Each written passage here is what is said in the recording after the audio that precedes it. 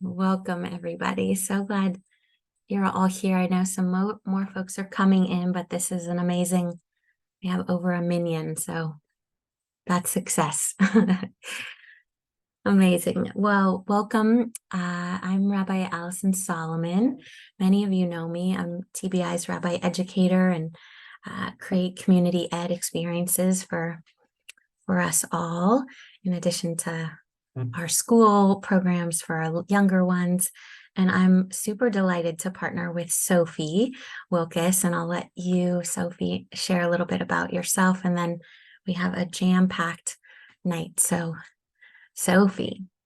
Hi, all. Yeah, super pleased to join Rabbi Solomon in doing some mikvah exploration, education, and dreaming. I'm relatively new to the Eugene area and super excited about connecting with TBI and TBI members and other Jews in the area, or just other interested people. So yeah, super happy to be here with you all tonight and looking forward to what fruits from this. Awesome. And Sophie came to one of our taught kiddishes, and I immediately had this sense that we had to we had to create some magic. And Sophie's kind of hidden superpower that she hasn't revealed yet is that she is trained at Mikvah, which is kind of one of the nation's flagship mikvah experiences, which she'll talk a little bit more about. But we have an on the ground guide expert, and I see Libby's here. Libby's gonna share a little bit. I think Libby in session 2, but Libby is also an expert of mikvah, having built one in her backyard and ran it for many years. So we're so grateful, Libby, that you're here, and hopefully we'll have. Oh, I see somebody else is in the waiting room as well. Great. So yeah, we'll go ahead and begin with the blessing for learning together. And hopefully you all can see the screen. This is really the opportunity to kind of slow down and say, oh yeah, this is sacred space and sacred time, and I'm open to the alchemy of what learning Torah can bring into my life and into my heart. So especially during this time of Elul, we need all the help we can get. So we'll take it from Torah for sure, and one another. Baruch atah Adonai Eloheinu melech haolam, asher kiddushanu b'mitzvotav v'tzivanu la'asok b'divrei Torah. Great. And then we have a mini ritual to kick it off, and then we will invite you all just to kind of prime the pump to share 2 or 3 words about what brings you here tonight. And I'm going to be very kind of judicious about that because we have a lot of people and we could literally spend the whole night just sharing. But, what is mikvah for you? And you can, if you're more comfortable in the chat, you're welcome to just type it in. If you'd like to share, we'll go around, but we'll do that in just a second.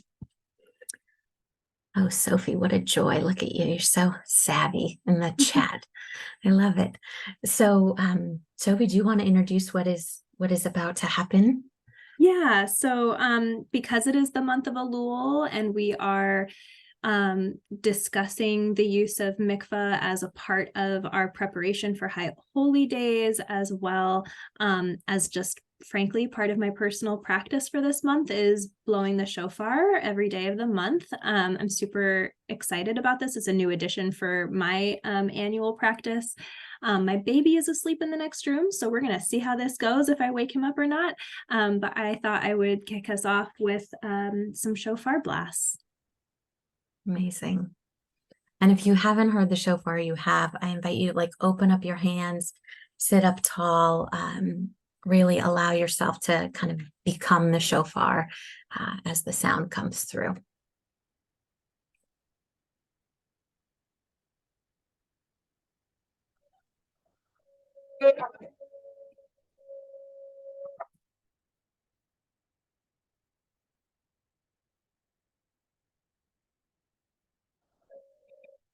The sound is not coming through. I'm not hearing anything.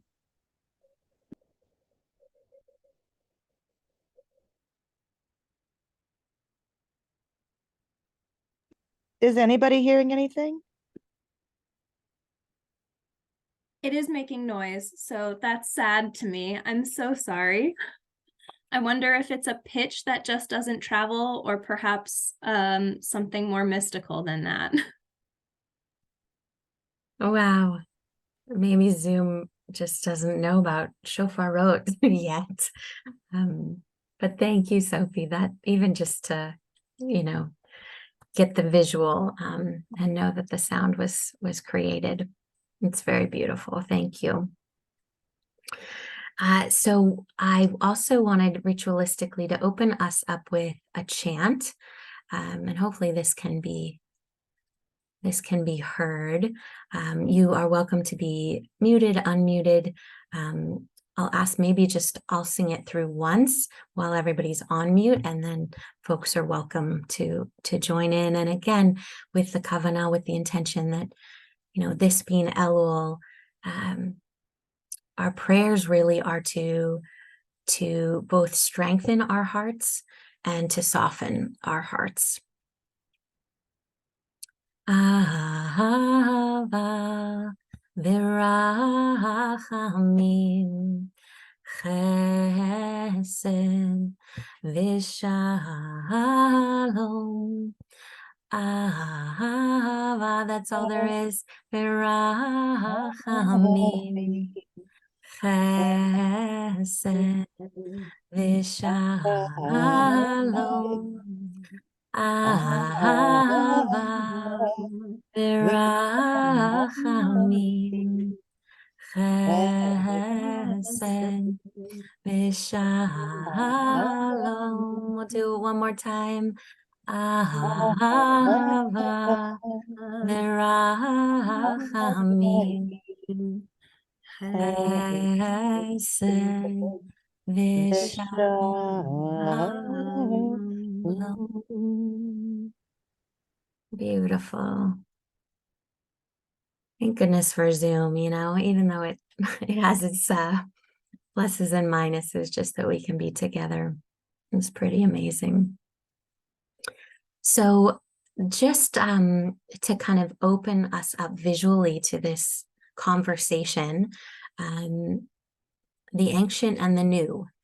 These are two mikvaot, one from Qumran, ancient site of a mystical conversion and prayer and pilgrimage, as well as a contemporary mikvah in Poland. So you can see kind of, the skeletal structure of a space for immersion, steps that descend, and then living waters. And we'll talk a little bit more about what that means, but just to kind of give us a sense of scope, both historic and contemporary, that, this is an ancient practice as well as a contemporary practice, and for sure a practice of global Jewry. So overall now to each of you, what brings you here? What is mikvah for you? If you had to, think of a couple words to express why you're here, what mikvah is. Would anybody like to share?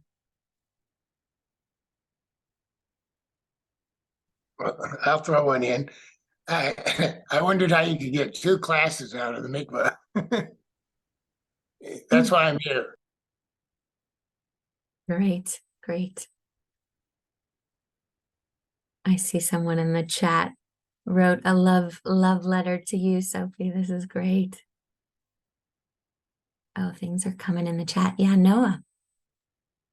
It was a mystical, magical experience in my conversion, and I long for it as an antidote to my work. Amazing, powerful. Do you want to just share, Noah, your work? I transfer the recently deceased, and so I just want that cleansing after dealing with the dead. Amazing. Thank you. And I see John wrote the mikvah, place of restoration and renewal. And Katie, curiosity, broadening my thinking and support. Oh, wonderful. Welcome. Where did you move from? There we go. I moved from New Jersey, and full disclosure, I'm Sophie's mom. That's my mom. We moved to be closer to her and her husband and my grandson. So we have just recently relocated a few months ago. And retired. And retired. Amazing. Welcome. That's huge. Thank you. And I see Caitlin, curiosity and connection. Danielle, renewal, purification, connection. And Wes. Oh, hi, Wes. Good to see. I think we did some intro to Judaism, right? A long time ago. Yeah, I'm so happy to see you again. Wow. Great. Marking a threshold, openness of being seen and engulfed by the divine. Wow, Kenya Hiratzon, I'll go for that. Here to hear Sophie, hear more about Mikvah. Great, and Mazel Tov and welcome. Super. Sophie, what about for you?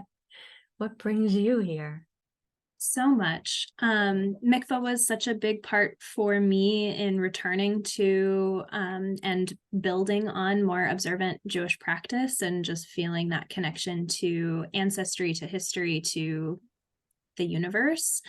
And as a form of healing, as I processed through a grief and a loss, and it's just become kind of a cornerstone for me that I am so pleased to connect with others about it and share the possibilities. I think there's it's not something I grew up with, and so it's something I discovered as a young adult, and I've been fascinated to hear sort of the myriad of different approaches or different understandings or different experiences that people have had with it. And so I'm really excited about sharing and seeing what else is possible. Awesome. Great. And for me, it's been part of a big life dream to create a actual urban retreat center with Mikvah at its core. I wrote a business plan many years ago to create a Jewish Esalen. So if you've ever been up to Big Sur in that area, you know kind of what that entails. And so this is like a heart's dream. So any opportunity I have to kind of be in the space of speaking about what Mikvah can be for us as contemporary Jewish seekers, I'm always delighted. Great. And no, I see your question, and actually we'll come to that right now. So there are three parts to this conversation, and we could honestly spend a year or more on the conversation of Mikvah. The two classes tonight, you can kind of see the rundown or run up of what we're looking for in terms of locating a seasonally, understanding just the concept itself, historical sources, and a bit of personal reflections. Our second conversation on September 6th is really looking more towards, what is this tool and toolbox, really? It's not just the immersion. There's so much more to it. What can that bring to our lives? Contemporary practices, uses, accessibility, Mikvaot in TBI's history and where that could lead us. And then on September 21st, we are going to take a dry Mikvah meetup at Buford Park and really give folks a chance to walk there together, have the sense of what is entailed. It is a dry mikvah, so there will be no immersions at that point, but we really want you to have a sense of how you can do this, especially it's right before Yom Kippur if anyone wants to immerse before Yom Kippur or before the end of Sukkot or, the end of the year, whatever, you at least will have a physical location and the kind of how to do that on your own. So tonight, objective. Sophie, do you want to kind of frame tonight? Sure, I'm happy to. I also want to say for the September 21st meetup, love to have people vision how they can do a mikvah immersion and ritual on their own. I also want to just clarify, as a certified mikvah guide, I am more than happy to act in that witness role and happy to work with anybody to set that up. So we won't do immersions on the 21st during that hour, but if anybody is interested in trying to plan an immersion ritual at any time or before the High Holy Days, I'm happy to act as a support in that process as well. Great. And there are others, I think, yeah. Libby, and there are several others within the community, myself included, who, would be honored to do the walk with you. And so for tonight, because we are, incorporating how mikvah can be used as a part of practice of transformation in this month of Elul in preparation for High Holy Days, we are talking about Rosh Hashanah, birth, Yom Kippur, death, and how we navigate and sort of go through this dress rehearsal, as it were, of our own deaths for the High Holy Days and the Jewish New Year, how we can prepare and utilize mikvah in that process. And I think Rabbi Solomon is going to give us a little bit more background on the nitty-gritty of how mikvah is prepared. For sure. And the other mention here of tzedakah and visiting graves, doing writing practices. People sometimes write particular prayers for this season. Their mikvah really becomes kind of one of the many ways during Elul that you can prepare to prepare. It's often said because we're never really ready. So mikvah invites a spiritual cleansing and an opening that primes the heart and primes the spirit for greater receptivity to tshuva, to return, which is the emphasis on this time of year. So just a little bit of kind of the vocabulary. Many of you, I'm sure, are quite familiar, but there's a couple of words that I wanted to really highlight. So mikvah is a ritual pool. It's the largest mikvah. Natural mikvah is the ocean, but otherwise it's a specifically designed ritual pool that is filled with water from a natural source. So it has to be a very specific percentage of standing water and living water, which is the key to what makes a mikvah. Living water meaning water that is not stagnant, water that comes from a natural source. So either rain or snow or ice. Some places actually bring in giant ice blocks in order to keep their mikvah halachically, according to Jewish law, kosher, ritually fit.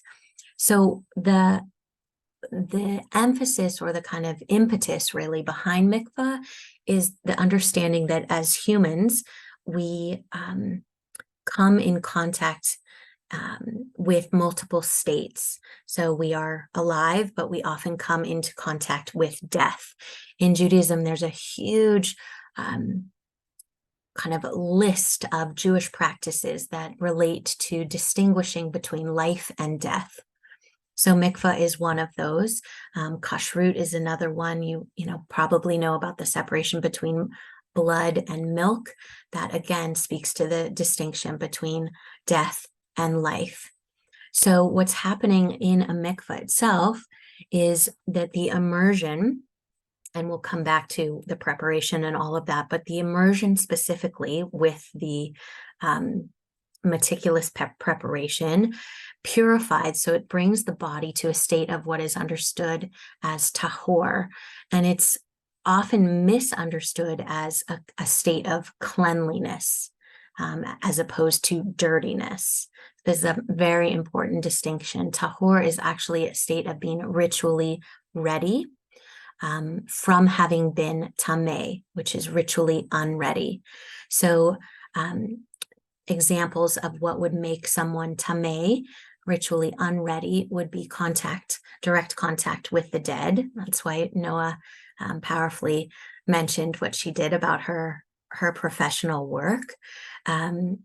Any sense of bodily emission that is the equivalent with death. So having one's period, menstruation, having seminal emissions, these are moments in which our rabbinic tradition and our Torah tradition understood that we were coming from a state of being ritually unready, having been in contact with death, to wanting to return fully to life. A couple other examples that are you might have experienced are at the end of a burial for someone upon leaving the cemetery.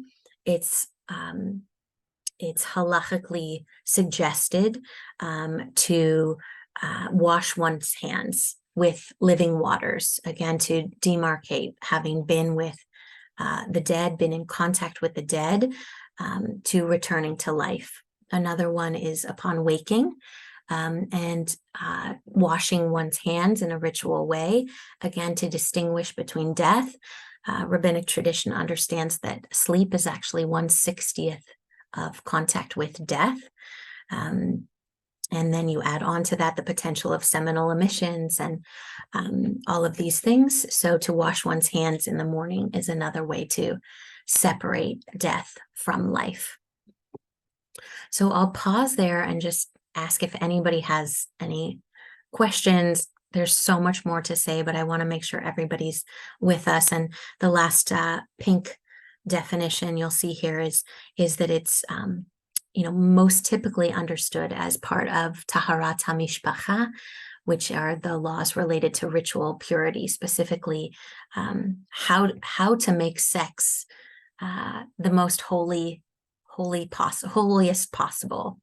I'm recontextualizing that because you often hear of it as how a woman becomes pure again after her period. But actually, if you study the sources, it's how to keep it hot and spicy for couples and make the holy even holier. So thoughts, questions, comments, right from there.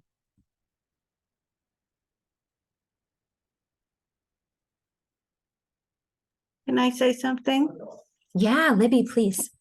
Do you want to just say who you are, Libby, and just Hi, a brief? I'm Libby, and been a member of the Jewish community for decades here, and I would like to comment on what Noah first brought up, and also what you, Rabbi Solomon and Sophie, have been talking about that sense of life, death, and rebirth.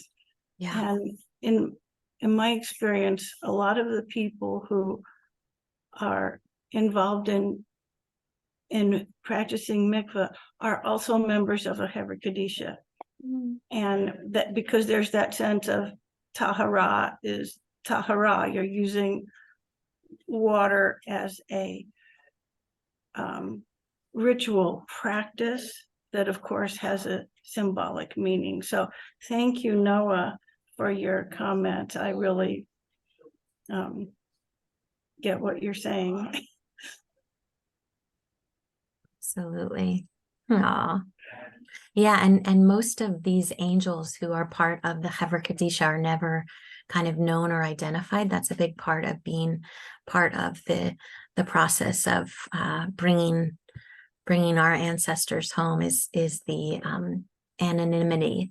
So we can often never thank them, which is also very profound. So Noah, you can channel our thanks on behalf of all the folks who do that mitzvah so powerfully.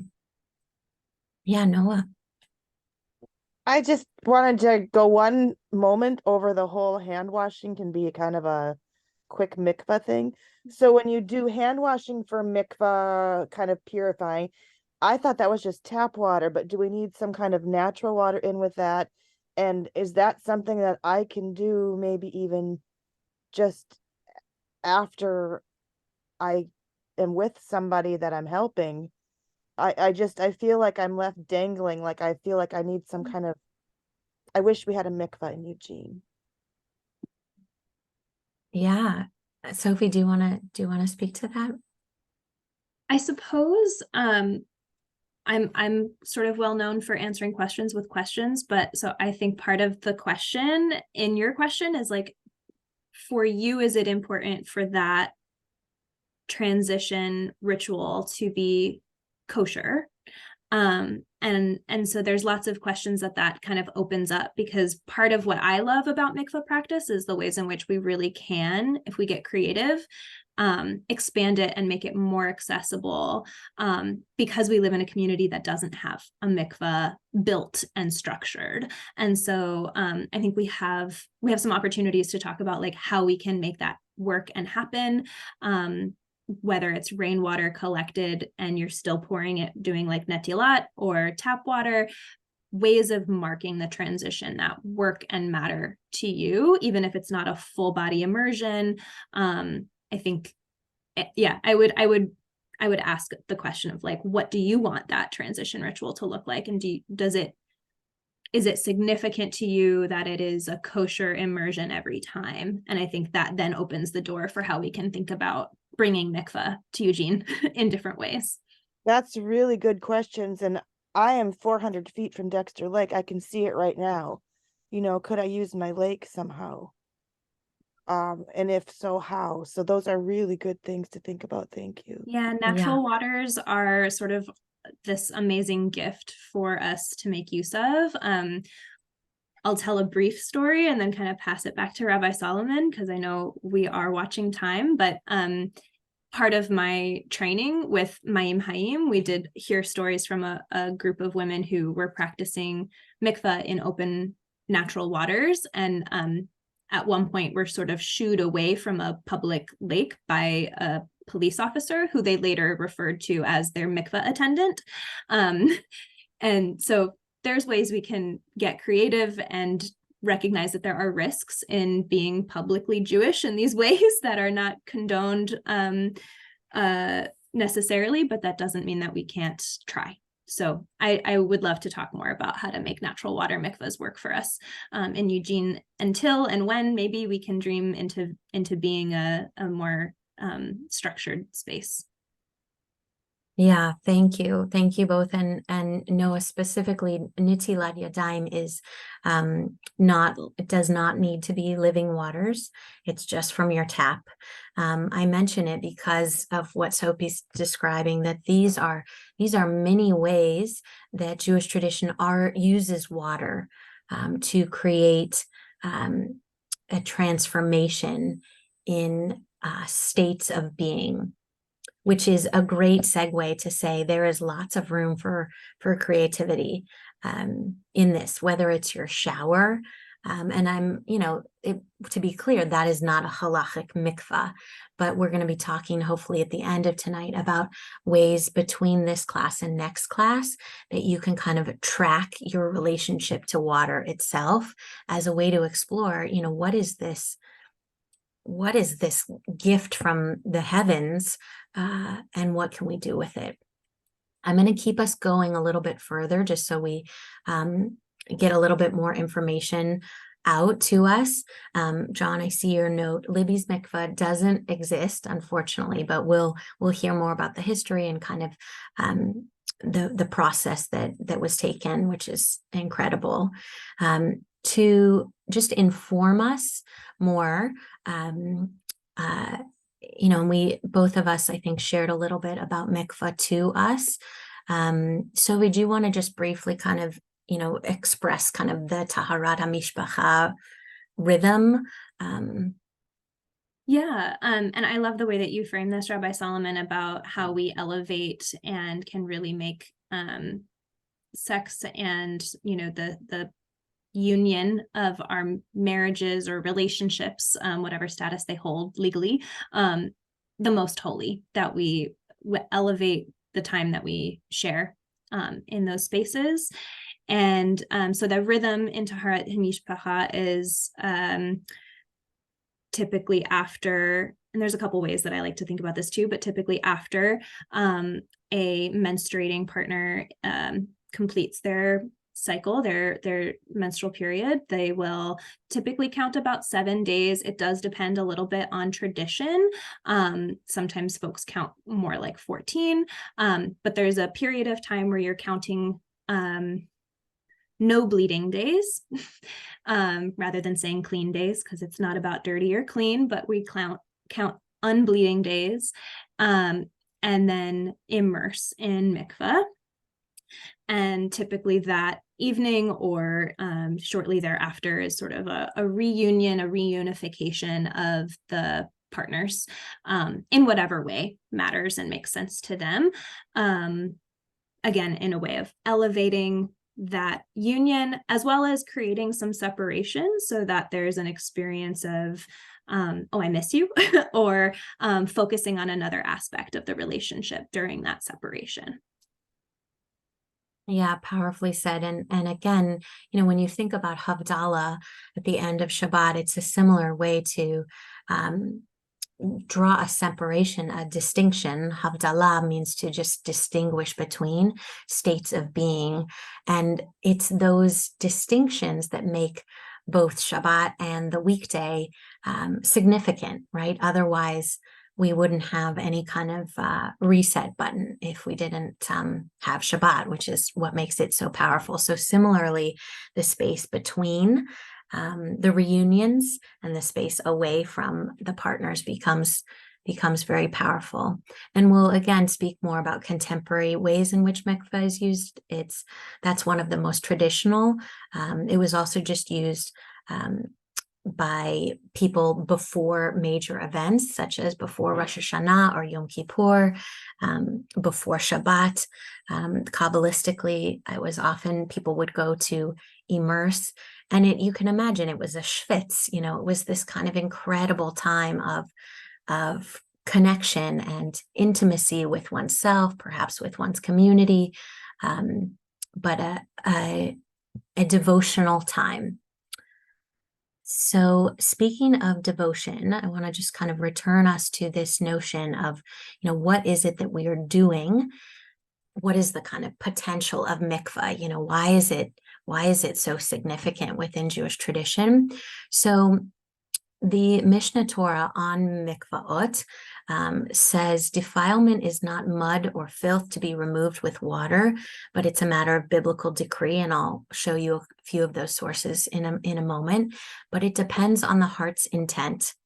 And I think this is really important, especially around this season. And, if we're thinking about utilizing our shower in this way or whatever else we might be, but the heart's intent, our kavanah, that's the Hebrew word for kind of our heart's intent, is at the core of this ritual. So that's why all the preparation is both a physical preparation, but also an internal preparation to align one's heart with a greater sense of connection. I see there's a message in the chat. Sophie, oh yeah. I was trying to not delay it too long. But I just wanted to speak to, some of those pieces around getting creative. And we know that Jews around the world and throughout history have always found ways to practice our traditions, make use of the sacredness, the holiness of water that we have come to know so deeply, even when we're excluded from doing so or unable physically to do so, or live in spaces where we cannot build the kinds of spaces that we might like to.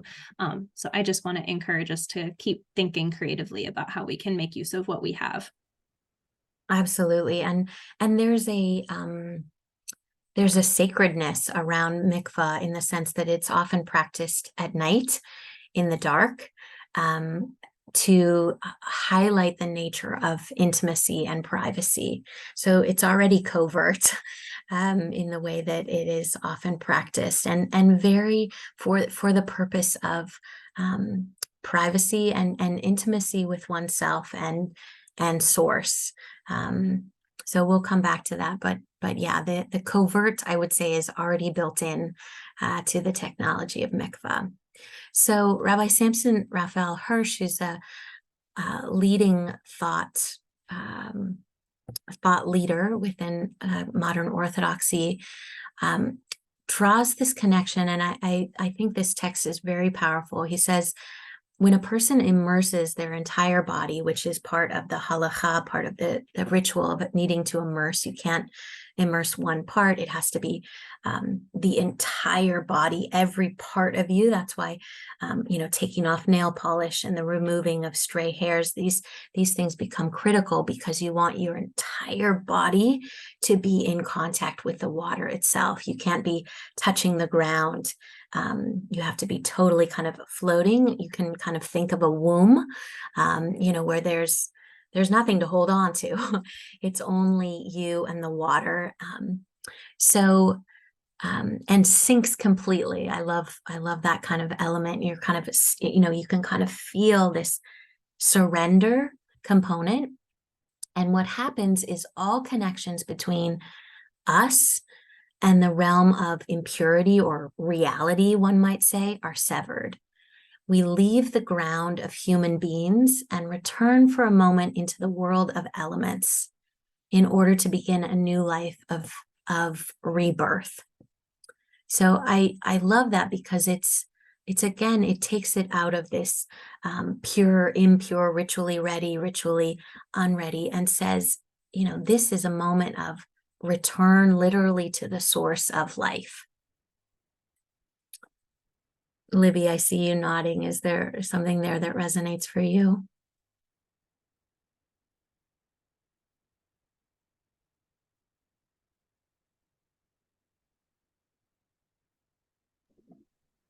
It all does.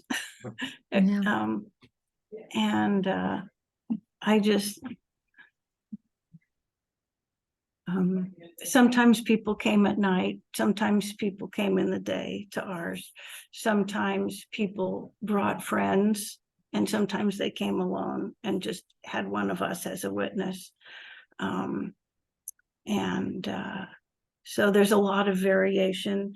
I mean, I would say most of the people around here for years and years, we have in the past and continue to use the river, the hot springs, the ocean. But we've had a couple of mikvahs in town, and unfortunately they didn't last long. But I wonder, I don't know if this will show up. Does that picture show up? Yeah. Yeah, that was the picture that was the mikvah we built at our house, since somebody had asked a question about that, maybe Noah. And it was a rainwater mikvah in a bore. But there were many, many different kinds of ritual reasons that people came, some monthly, some before holidays, some in dealing with death issues, some in dealing with trauma, and the sort of a recovery ritual of being able to let go and move on somewhat in their therapy. And some people just came for the joy of it. So that's kind of a universal, water is universal, right? Anyhow, just all the things you were saying there. Lots of ways. We did a lot of conversions for babies who were adopted, especially in the last year we had it, and that was very special, because for gay partners, male partners who could not do that in Israel. They could do it in the States. And the rabbi from Congregation Beth Israel in Portland made this possible. And people came from all over, thanks to him being the sort of Rabbi Kahana and his wife helped a lot of people with those mikveh immersions, so that those families could go back to Israel with their Jewish babies. Yeah, so beautiful. And Wes, yes, that was the perfect kind of simultaneous conversation between what Libby was sharing about conversion of babies, celebration of babies, and the use of mikvah. And I see Sophie's put other moments at which is possible to immerse. I've done entire family conversions in the ocean and taken, I remember my rabbi in Santa Barbara, each of us took one of the kids, and then on either side of us were the parents. And we did an entire, family conversion to affirm their choice in becoming Jewish, that their children had led the way towards. It was an incredible story, but absolutely, yeah. And at any point, some people are now doing it before their b'nai mitzvah, after a divorce, before chemo, after chemo. And again, we'll come to that a little bit deeper. I do want to share a few more sources, because again, we could get lost in just like all of the creativity, and I just think if the sources are so important to kind of really anchor us in why this technology is so potent. One of the reasons is because our tradition understands that there was water before anything else. So water is the kind of source of the source. Before there was anything else, there was water before us. So it's not just a return to the womb or to God, it's a return to the kind of cosmos of creation. And then another piece that's often quoted that's important to kind of know is not only is mikvah powerfully personal, but it's also understood as a trait of our being Jews. In Jeremiah, Mikveh Yisrael is the name for our people. We are considered the hope of Israel, and the word mikvah, it's the same root as Hatikvah, Israel's national anthem, and it means hope. And so here again, we kind of are jolted into something more than we can even know. I mean, there's a real way in which hope kind of destabilizes us. And that's an element of mikvah. It's not kind of an A plus B equals C experience.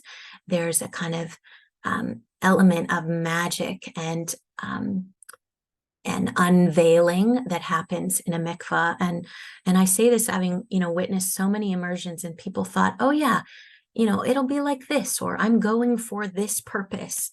And when they actually come out, Libby, I see your smile. It's something totally different that awakens or is revealed or renewed or realigned. And I really think, we have a lot of power tools in Judaism, and mikvah is kind of, especially potent when you think of it as on a national level, that there is some way in which we as a people, our foundation is one of hope.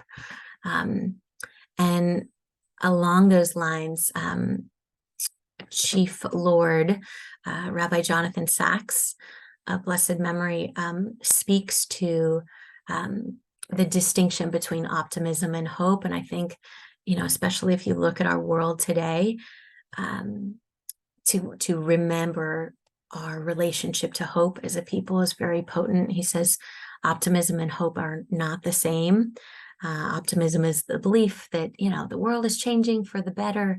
And hope is very much on us, the belief that we can make the world better. And he suggests that, you know, our Torah is not just about optimism, but really about the way, an invitation to create that change in the world. So I'll pause there again for any questions, thought. We have a couple more pieces, and then we're going to kind of wind us down with a way in which we could go into these next couple weeks and try some of this out. Yeah, no, I see your hand. All right, just a quick thing I wanted to ask. Back to doing things like the hand washing for a mikvah thing. Yeah. If you know your water is poisonous, would I need to, because all the water in Dexter is poisonous. That's why we're working on trying to get drinking water. We do have that clean spring up the road. Would I need to use like clean, not poisonous water to do my hands, or does that not matter? You know, Nitilat was traditionally done with whatever water people had available. It was a home-based ritual. And I think Sophie and I, when we met, we were talking about, you know, the way in which mikvah kind of is in the liminal space between a home ritual and a public communal ritual. And not many things kind of fall within that, those two spheres. So in terms of the status of your water, it was whatever people had available. So, you know, and along the lines that we've been talking about in terms of intentionality, know if it would feel better for you to, you know, reclaim, you know, rainwater, or bring water from a spring for that specific purpose, or, you know, spritz your hands to conserve, you know, special water. I mean, I think all of those things kind of become opportunities for more intentionality. But at its core, you know, when you think about biblical times, people did not have clean water. I mean, the mikvahs were not these pristine places. They were, you know, there was the element of living water, so they were cleaner than, you know, kind of a bathing space. But they did not have, you know, purification systems or any access like that. Well, if anybody needs clean water for something like a baby that, you know, they wouldn't catch anything because it's clean, the only clean spring water within 90 miles of Eugene is very close to me. So I'm happy to help anybody access that. Thanks, Noah. That's a powerful twinning of impure water and purity water sort of out your door. And that's the case for many people in the world. I mean, I remember living in Zimbabwe, walking for miles and miles and miles to pull up water that was impure, and then we had to boil it, and then we had to schlep it some more. So, you know, we live in the world of tap water and electricity, but most of the world, as we know, doesn't. Okay, a little bit more about kind of how it's related to tshuva. As I mentioned, you know, water was here first, and the text itself is really beautiful. This is like the first verse and a half of the Torah itself. I'll just read it in the Hebrew so you can kind of hear the rumblings. Bereshit bara Elohim et hashamayim ve'et haaretz, v'haaretz hayta tohu vavohu, v'choshech al panei tehom, v'ruach Elohim mirafefet al panei hamayim. So there was this hovering. Rashi says there was this hum in the space of these waters, but that was what there was before anything else. In Torah itself, we know that we're descendants of Kohanim, of priests.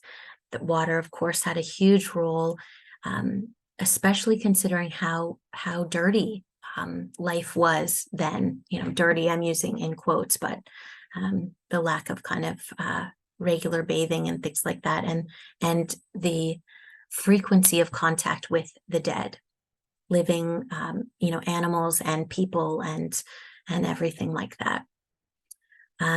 This is a piece from the Rambam that I'll just kind of bridge us to moving on to Mikvahot in history, but it's powerful to remember and Rambam points it out, medieval scholar, 12th century Spain, we don't have a temple anymore. Like when you really kind of like, oh yeah, like there was a time for thousands of years when we as a people had a central place for worship and atonement.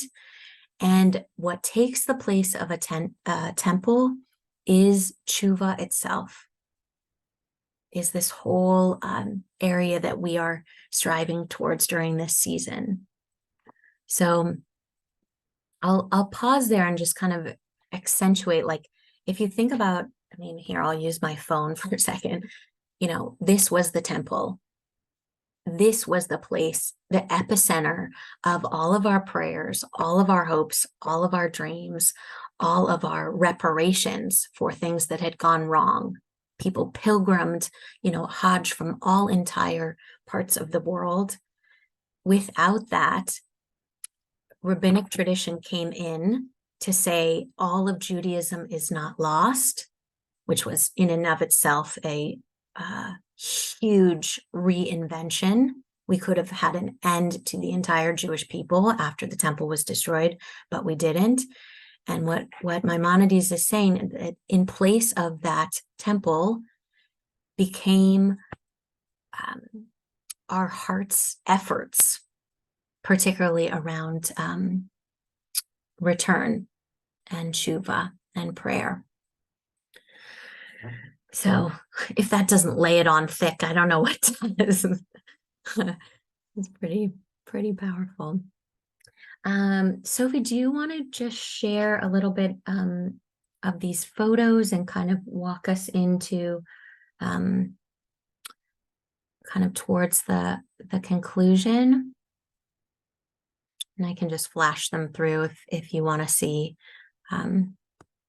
Sure. And I love the sort of, there's some things in mikvah, constructed mikvah, I'll say specifically, that kind of don't change. And yet, obviously, I think, you know, we can see in the ruins of the Second Temple, just a transportation in time, which is, I think, part of the beauty and the mystical experience. If you've experienced that, that mikvah can offer, is just a transportation and a transformation.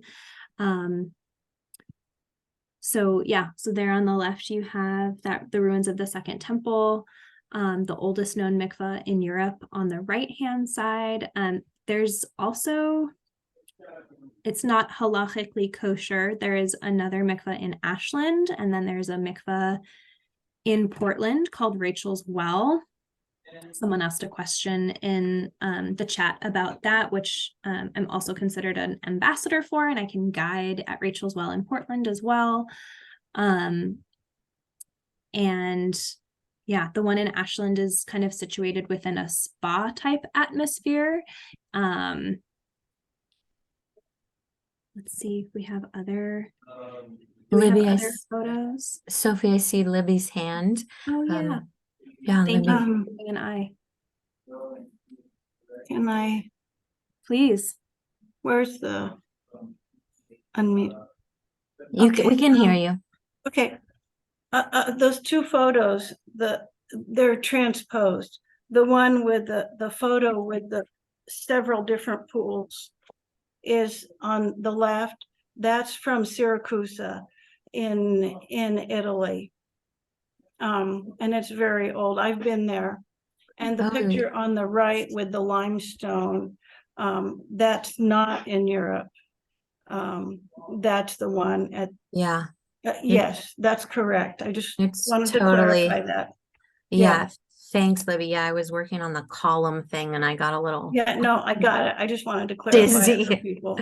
No, thank They're you both so much. wonderful, but Thank Yeah, you and for the correction. this one's in the basement of a hotel. I mean, talk about transportation in time and well, what very things- deep. Yeah. It's archaeological, but yes, it was used in Syracuse. And if I can just add that if it's the one that I went to, which is in the basement of the hotel I stayed at, they were very respectful to it. You couldn't just go. You had to Yeah. make an appointment to go and have a guide take you down there. So it was really quite, it didn't look quite like that to me, but or maybe in my memory. But it was really, really a beautiful place. Beautiful. I have a cup. Oh, wonderful. Yeah. So that's Mayim Haim in just outside of Boston, Massachusetts. And Rabbi, if you'll allow me to share screen, I have a couple of other photos of other I think you should be mikvah as well. able to. Can folks see my slide here? Yeah. So on the bottom here, this is the mikvah in Ashland. Again, this is in sort of a spa setting, so it's a more public space, but it is it is constructed as a mikvah. I don't believe it's been koshered with rabbis, but it's got 7 steps, as many mikvaot do. And then on the top here is the I think I had wanted that to be Rachel's well, but it's not. Yeah. Or maybe it's just, no, this is one in Brooklyn, New York. Right. So you can kind of see some similarities. There's 7 steps that descend into the water. And yeah, a couple other photos there. Thanks, Sophie. And we'll be sharing some other photos. And if people want to email me photos of their favorite mikvahs around the world, we can kind of compile them. It's really an amazing diversity with a lot of commonality. Yeah, Libby. The Ashland mikvah was, the rabbis involved were, of course, Rabbi David from the Havarah, and also Reb Zalman Schechter, Shalomi of blessed memory. Thank you. Yeah, trailblazers, both of them. Great. So we're almost at time, and we wanted to leave you with some take-home kind of experiences or exercises, and invite you to create a water journal. And it could look like a sticky note for some of you. It could look like a piece of paper or a note on your phone, but just to kind of track intentional moments in relationship with water between now and our next meeting. And Sophie, if you want to take us through some of the prompts, put them right here. Thank you. Yeah.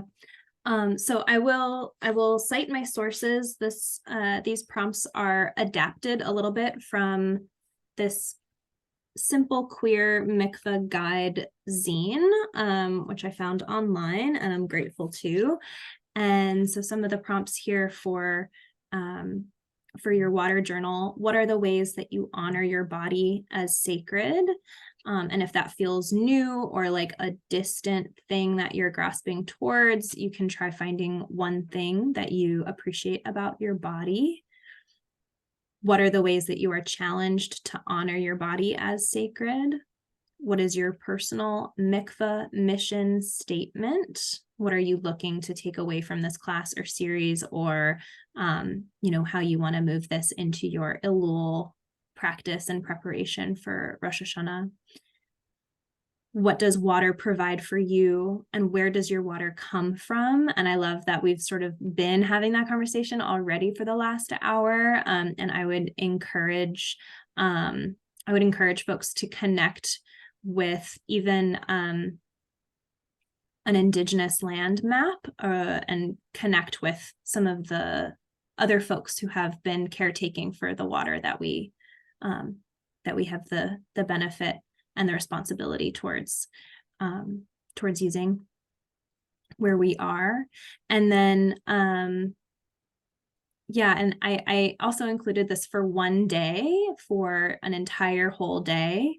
Try saying a blessing or an affirmation each time you use water. And I think it might take a couple of days to find that you're able to really incorporate that. We use water more than we sometimes are aware of, especially if we have easy access, which many of us do, and many people also do not.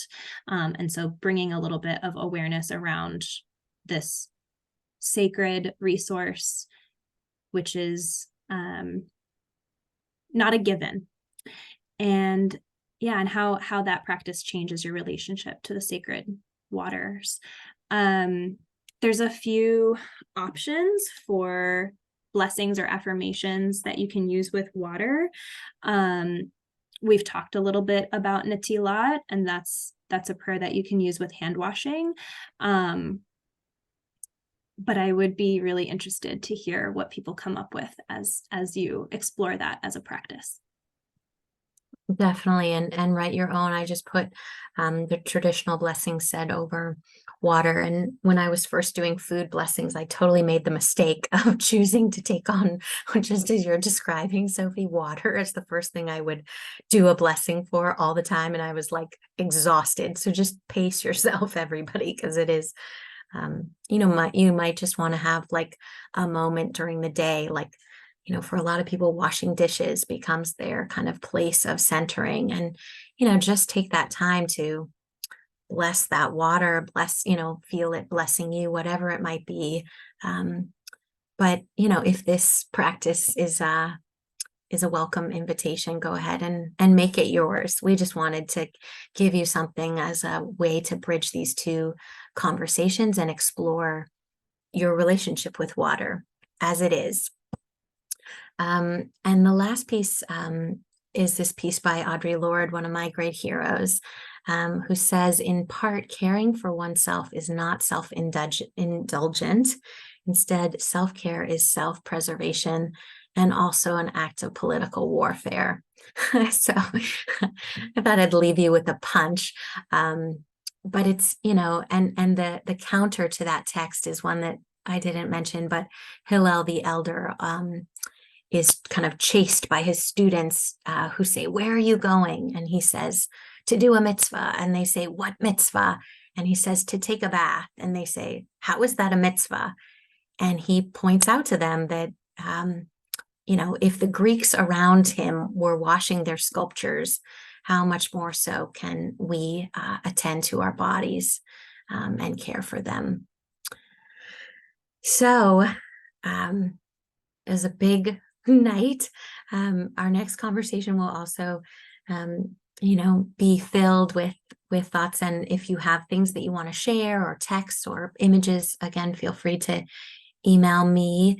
I'll share with Sophie and we'll kind of compile anything that comes our way. And Libby, we'd love for you to share a little bit more about your journey with Mikvah as we kind of begin to think, creatively about what's been and what could be in the next conversation. And thank you, Rabbi Solomon and Sophie, for organizing this and guiding us. Oh, such a joy. Thank you all so much for being here. And I will Thank you, Sophie. share some of the notes. An Okay. honor to be in Havruta with you all. Thank you for coming. We'll look forward. Definitely. Thank you. Thank you. Nice to meet everyone. Thank you. Welcome to Eugene. Thank you.